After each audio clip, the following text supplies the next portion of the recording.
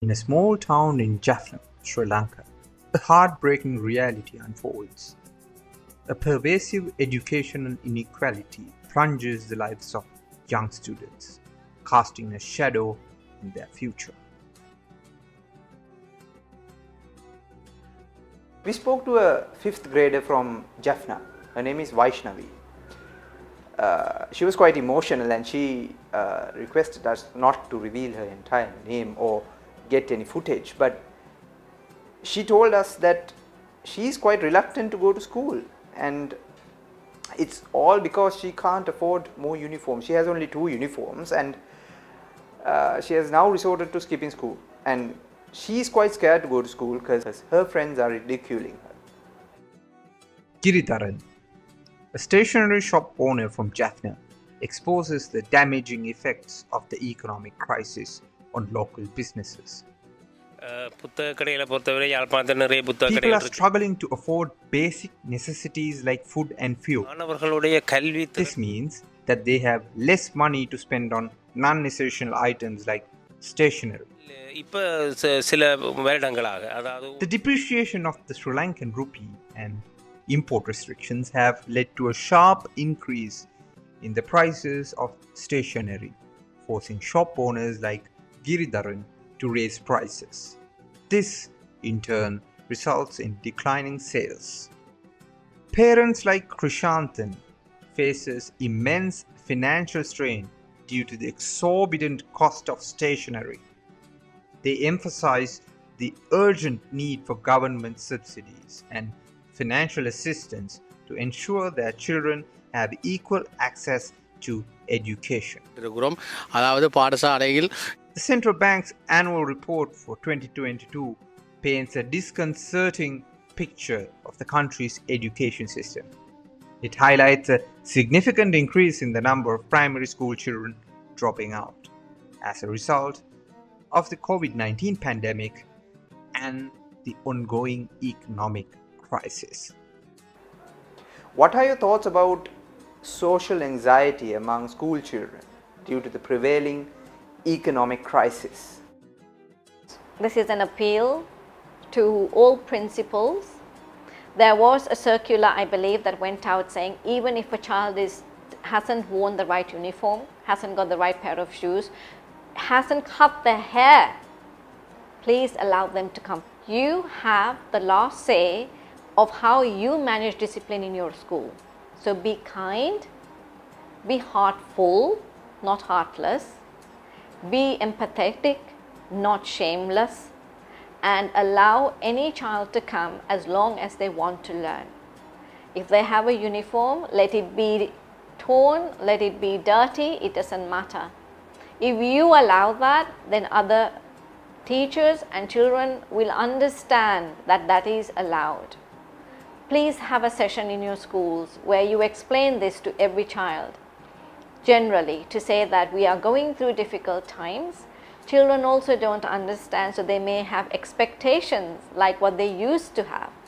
So if you were to explain to the children, look, these are difficult times, we've got to do with what we've got, so it doesn't matter if you don't have everything, if you don't have lovely school shoes or lovely school bags, please do come. It's what's here that is very important, and that you are prepared to feel what's up here.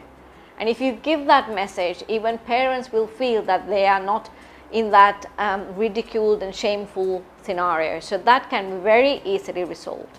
I mean, there's been a lot of research already been done and a lot of studies already being done by UNICEF and other UN agencies, which shows that our children are malnourished, our children, the educational standards, the literacy rates are now going down.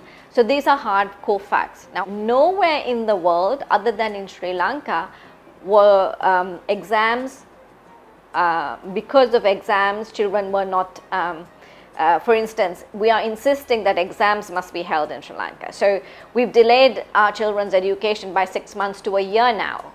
Some children are now behind 1.5 years because we haven't been able to hold the O-levels and A-levels on time.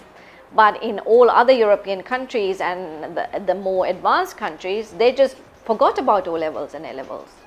They allowed the children to move up They forgot about certain chapters and sections within the curriculum and made it less pressure for the children. So they had kind of the lateral thinking, this visionary thinking, this thinking that was fit for the 21st century. It wasn't just about finishing a curriculum, it was also about the mental health state of a child. So they allowed the child to go up a grade, they allowed the children to go into university even without A-levels. Okay, and that system can only work though if we have the basic education system sound, where a teacher has full attention to a student, where the teacher actually understands the student. But here we already have a very cumbersome curriculum. We have highly pressured and anxious teachers to begin with.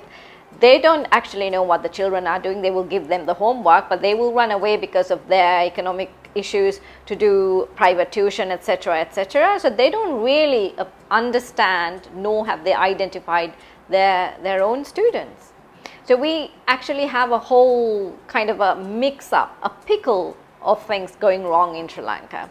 And the only way that we could fix this is for our public representatives to take stock. It's not just about the economy, or the silly ICCPR and keep on arresting everyone else. We really need to understand that there are much higher priorities in Sri Lanka.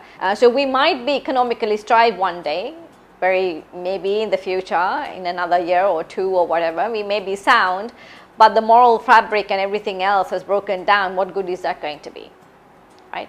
So yes, I do believe that these children are compelled to stay at home because of extreme poverty.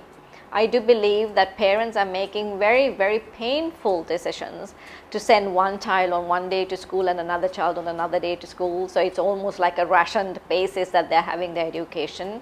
I do believe that up until now, we had the elderly population who were dependent on either samurdhi or dependent on a cement bag or something else. But now I believe that we have even made our children dependent for a book, a pen, and a pair of shoes. Future of Sri Lanka rests upon the shoulders of its younger generation.